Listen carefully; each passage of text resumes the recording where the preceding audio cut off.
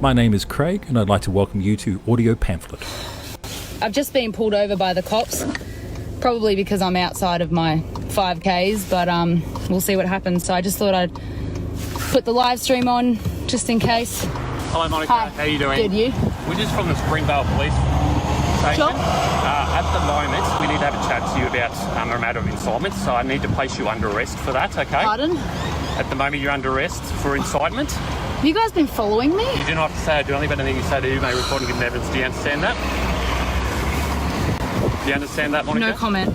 Okay. Please share this video as much as possible. Monica Smit has Can you just been set up a arrested car? for Just set the car incitement. off for me, please? That's some audio taken from the Facebook live stream of Monica Smit. Monica Smit is the founder of advocacy group Reignite Democracy Australia, arrested by the Victorian Police on the charge of inciting. Now, you might be wondering what exactly inciting is. It's the act of encouraging others to commit a crime, and that crime, organising a rally or protest against lockdown policies in the state of Victoria. The incitement part was encouraging others to attend, an act currently prohibited under the orders of the Victorian Chief Health Officer.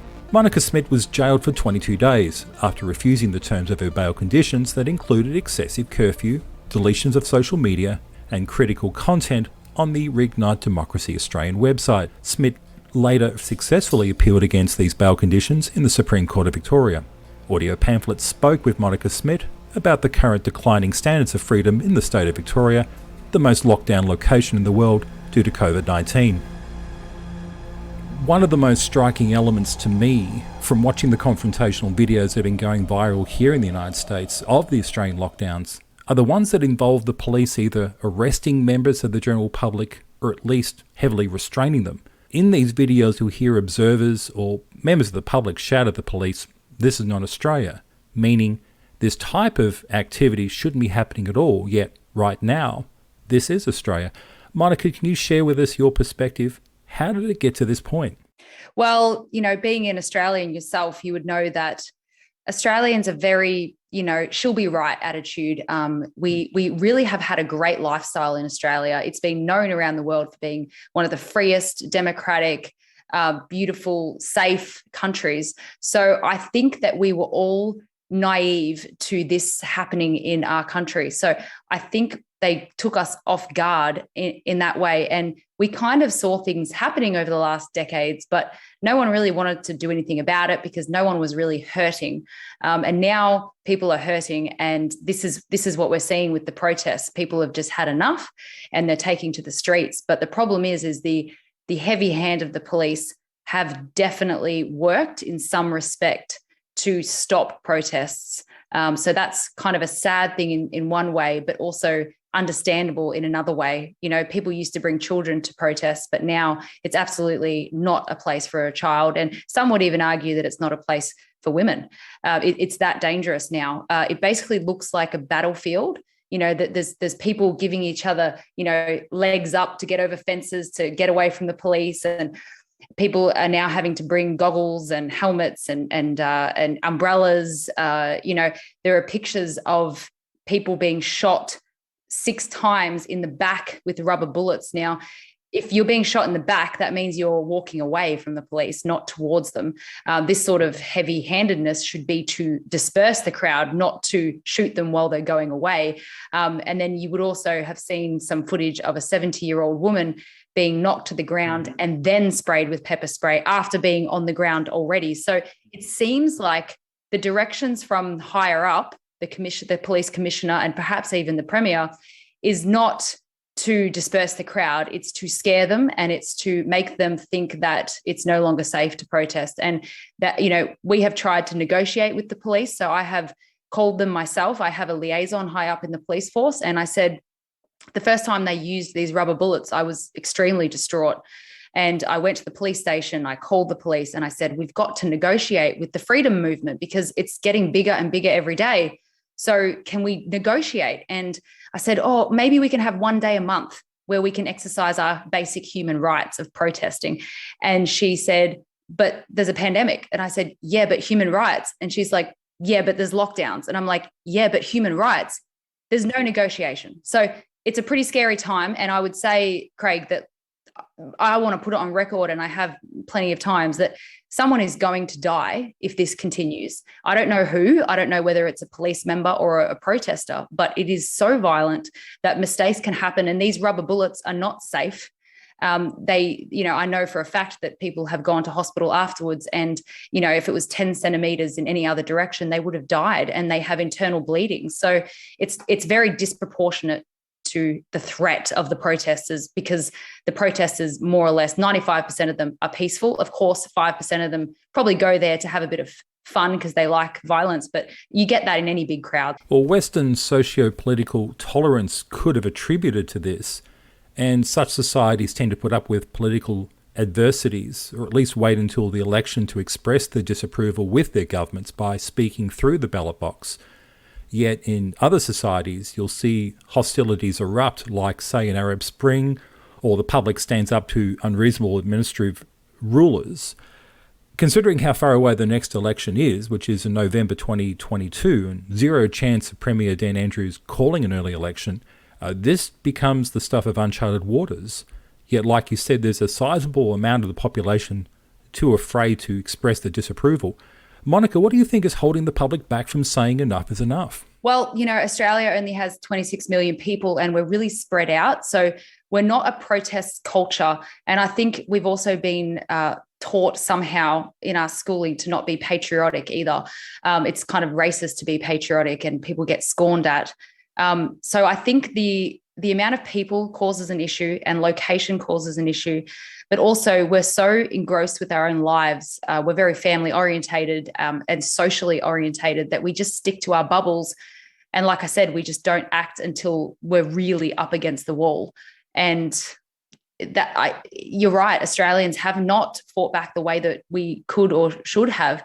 But also in America, they have, the First and Second Amendments, which protect them a lot. Now, I can't say for sure whether I think guns should be in Australia or not, but I do know from watching America that police cannot act like this towards protesters, because that would just be silly and dangerous. In Australia, the police have all the force, and we have nothing. So that is definitely an issue. And we do not even have a Bill of Rights. We don't have a strong constitution to protect us, and the fact that our basic human rights have been suspended for the longest is in Victoria. Our human rights have been suspended for the longest in the entire world, based on the apparent health crisis. And I hate to say this, but what if Australians don't mind living in a dictatorship? Perhaps I can't really think like that long term, because I have to have hope, and I do have hope. But if after the federal election, which, by the way, the federal election is coming up quite soon, it could be 5 to 6 months, then the Victorian election is in November. If things don't change in those two elections, voting fraud aside, considering that it would be all legitimate, if things don't change, then I would have to think that Australians just don't mind being controlled. Well, we all hope that never happens. Now, there's a lot to unpack from that, Monica, but let's quickly say here the perspective in the United States that we have of Australia as a whole as having similar freedoms. Yet, as you said, there's no guarantee within the Australian Constitution that's anywhere close to the American First Amendment. Now, from what I understand, apart from the Australian High Court rulings that are somewhat supportive of freedoms, you really have to go to the state level. And you have Section 15, the Charter of Human Rights and Responsibilities Act of 2006, has some individual freedoms, yet nowhere near the First Amendment. But that becomes invalidated under the Public Health Act of 2008.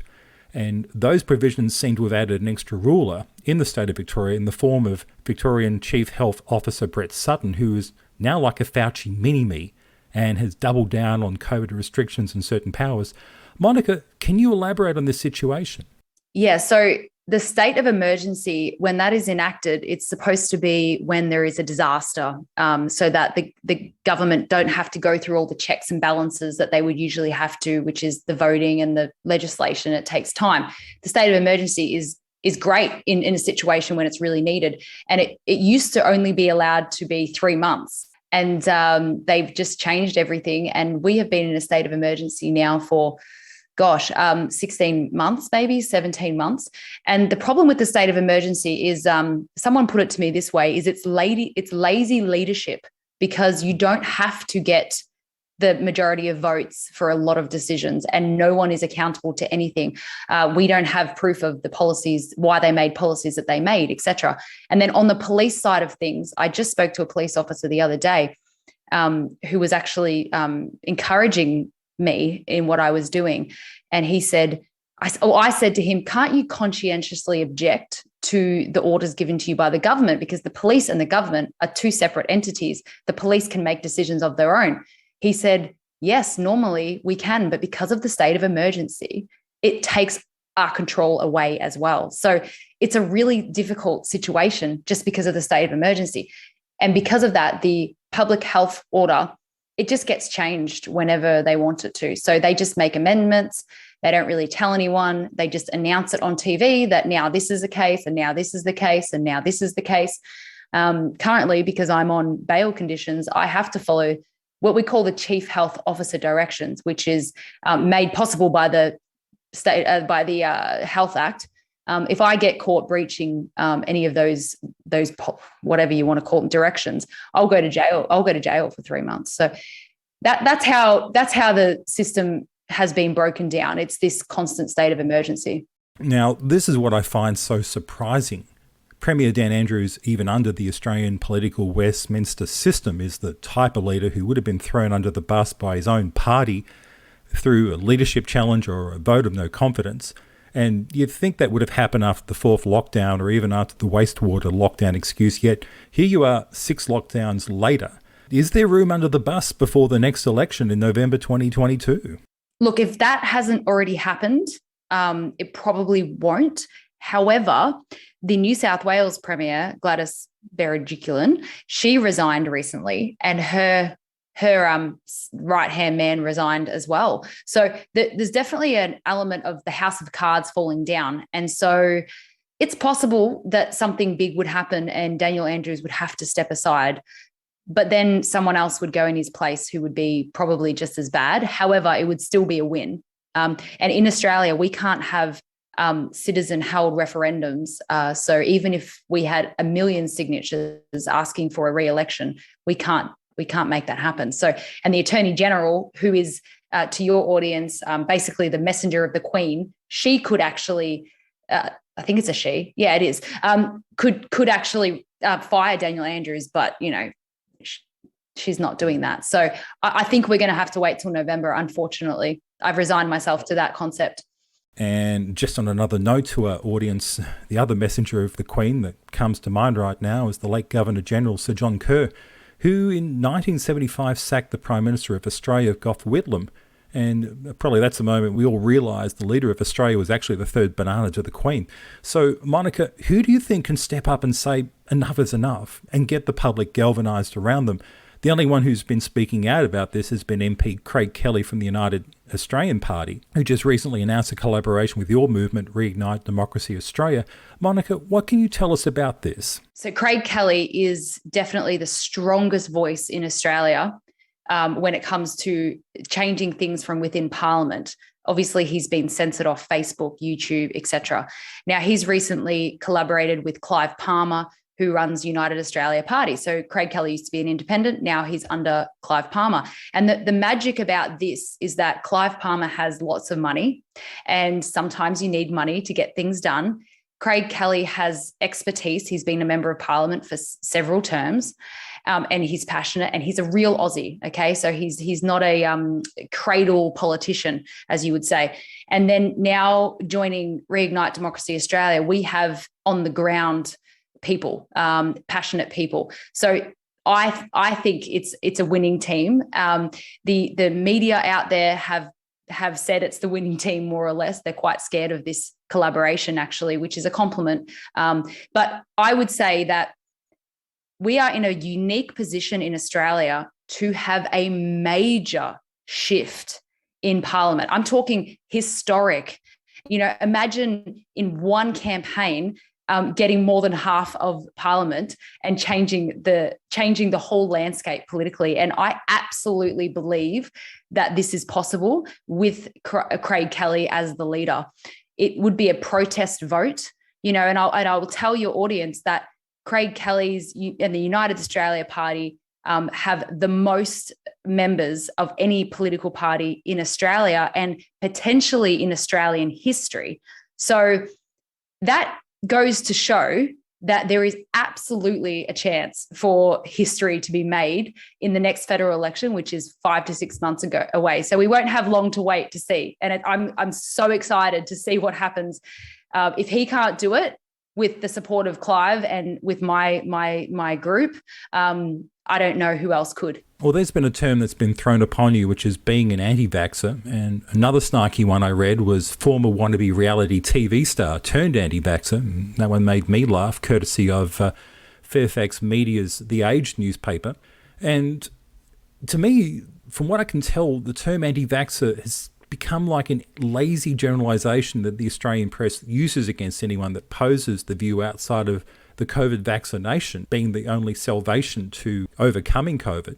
And so often it seems critics get to define you with media statements. But my question is in two parts. What do you say to those who call you those terms, and how do you define yourself in this situation? Sure. Well, I would say that even talking about vitamin D, C, and zinc would get you the title of anti-vaxxer. So it's quite amazing talking about the sun being so controversial.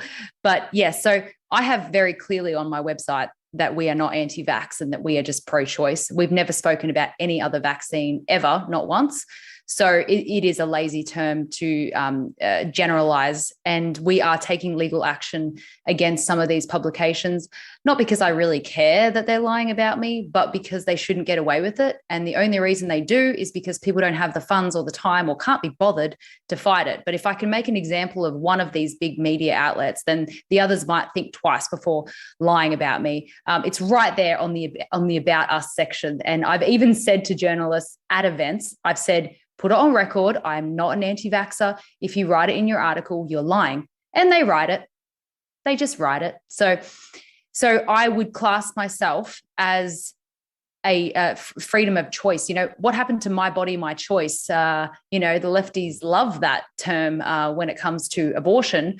But when it comes to getting a medical procedure that you don't want, it just doesn't apply anymore. So I just think that people can get it if they want, and I will support them and not judge them. But if they don't want to get it, they shouldn't be forced. And I'm going on a little bit, but you probably should talk about the vaccine rollout here at the moment. You probably have that on your list, but it's pretty bad at the moment. Well, Monica, the floor is all yours. Well, Daniel Andrews just announced a week and a half ago that 1.2 million workers now have to get the jab or they lose their job. And to enforce this, he scares the employers that they're going to get $150,000 fines if they don't not only see the vaccination proof, but also store the information. And this is absolutely illegal, but he just announces it on TV. The businesses are scared of the fine, so they enforce it. A lot of businesses don't want to, but they feel like they have to. And I did a little experiment the other day, and I called the DHHS, which is our, a coronavirus hotline. And I called the police station as well, asking who is legally allowed to ask for my vaccination status? What if I don't want to show you? For example, I've never had to show someone when my last HIV test was. What is the difference with this? This was my question. And I pretended to be a business owner, and I said, I don't feel comfortable asking people, because basically you realize that people can't go into cafes or shops without proving double vaccination. Like, this is legitimate. You can't cross borders. You can't see your family without getting double vaccinated. So it's absolutely, it's insane. And let's say the vaccine is 100% safe. Let's not even argue about that. Even if it is 100% safe and no one's going to die, it should not be forced on anyone. And so it is right now, the deadline is apparently on Friday, which is it's tomorrow. People are absolutely. My inbox, my phone, everyone is looking for solutions. We're doing big class actions to try and put an injunction in place. People are committing suicide, Craig. It's like it's absolute mayhem here. People are getting it. They're getting it because they feel like they have no choice, and it's really sad. And I hope that the vaccine is not. I hope it's safe. Well, I don't want to invent tinfoil hat evidence here or suggest situations of dire exaggerations, but I don't think it's too far off here to speculate having to show proof of vaccination status at voting stations. Now, Australia has compulsory voting laws, and that's going to be high on the list of catch-22 absurdities, and I don't think it's too far off. No, it's not. It's absolutely happening. I mean, jury members have to be double vaccinated. So the entire jury would be of a certain, you know what I mean? It's not fair. Can you tell us as to how Reignite Democracy Australia came into being? Well, I've had a feeling for a few years that I had some sort of purpose, but I had no idea what it was. And I've basically just been searching for it for many years. I did a solo road trip around America and Canada for 1.5 years in a minivan with a bed in the back, and just to kind of soul search and figure out what my strengths and weaknesses are and how I can use them. And I came back about 3 months before COVID hit in Wuhan. And, like everyone, I didn't know what it was. I was not that scared, but I was like, well, let's see what happens. It was about it was about July, August 2020, when we were halfway through our first 4-month lockdown. And I just felt in the air that people were angry and they had no way of expressing their anger. And I know for a fact that when you don't have an outlet for your emotions, it festers inside, and it's not healthy for anyone or anyone around you or yourself.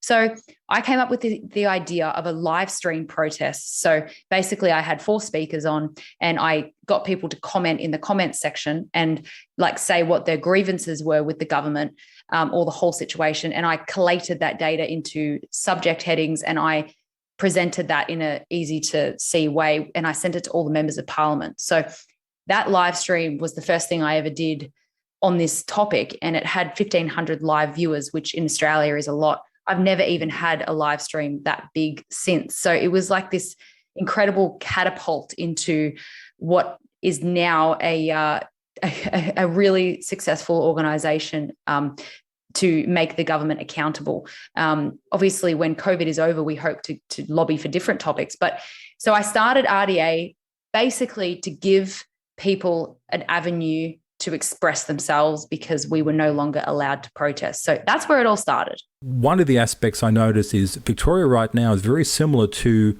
the early days of the solidarity movement of Poland, yet you replace martial law with the broad expansions of the Public Health Act, and you have a complete doppelganger in terms of a struggle you're dealing with.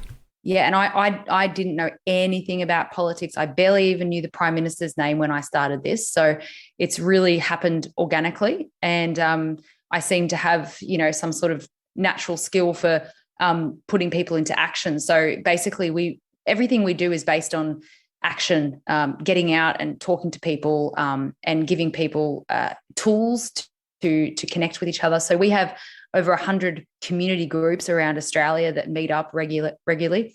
And some of them have over 50 members in there, and they just support each other emotionally, physically. They even have exit plans if things get really bad. So this sort of getting people together is probably more powerful than anyone can imagine. And I don't even know how powerful it is, because everything that they've done to us in Victoria is all anti-health, and it's trying to disconnect us from people. So it's driving people into depression, etc. So having these groups really helps the hope live on in people. And I don't even know what's going on in those groups, but I know that they're definitely mentally helping each other out. So we're just all about a stronger voice. Together we're a stronger voice. In the last 2 days, the website got in the last 7 days, the website hit 200,000 views and, so many signups and stuff. So it's going really well. And we were just going to keep fighting until we have democracy back.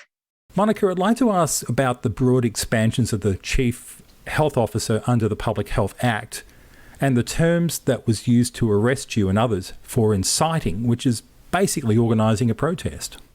Yeah, it's incredible. And I'll just, for the audience to understand what I actually got charged with, if you were driving in a car with your friend and you suggested that they park in a no parking zone and then they got a fine, that's basically what I've been charged with. So inciting someone to break the CHO directions, which is the COVID restrictions, which are only a finable offence, not a jailable offence. So they've found a loophole to criminalise incitement. Anyway, that's just a preface. The bail conditions, well, the first one was enough for me to not sign it, which was I, Monica Smit, would have my own curfew until my trial, which could be a year and a half, 2 years away, from 7 p.m. to 6 a.m. every day. I would not be allowed to go for a walk around the streets in my neighborhood after 7 p.m. for a year and a half. So that was enough, right? That was against my personal liberty. But then it got worse, and it got more evident that they were just trying to silence my organization, which obviously is now quite a big threat to their narrative. So they wanted me to delete everything on my website that incited opposition to the CHO directions, the COVID directions. Now, there's a big difference between the word opposition and to break. So inciting someone to break the CHO directions, but I'm not allowed to incite someone to oppose the CHO directions. So I couldn't have an opinion against the directions from the government. Now, at the time, I was the vice president of a political party called REA Party, which has now actually joined Craig Kelly, and as you know. So as a vice president of a political party, if I wasn't opposing the government, I wouldn't be doing a very good job, would I? So they literally wanted to silence my voice. Absolutely. They wanted me to delete all past posts from my website, which oppose, which most of it does. So the website would have been gone. I have 7 staff. They all would have lost their jobs. They also wanted me to delete all the groups that I am even in part control of, which is the 100 community groups I have all around Australia. So it all would have been disappeared. We're seeing police approach people at their doors for posting items on Facebook that are supportive of anti-lockdown subjects. We're noticing independent journalists harassed, like the Australian Cossack, Real Rukshan, and most recently Toffa Field, also arrested for inciting. You were set bail terms which were unreasonable that you appealed and fought against. Are others arrested for inciting also getting similar bail conditions still at this point? Well, actually, no, not really anymore because of what I did. So I spent 22 days in solitary confinement and we appealed to the Supreme Court and we got all the onerous conditions taken away. And now, since that happened only 2 weeks ago, 2 people have been arrested. 2 people that I know of have been arrested for the same thing, and they got the amended bail conditions and were sent home within an hour. So, yeah, so that's a really good thing.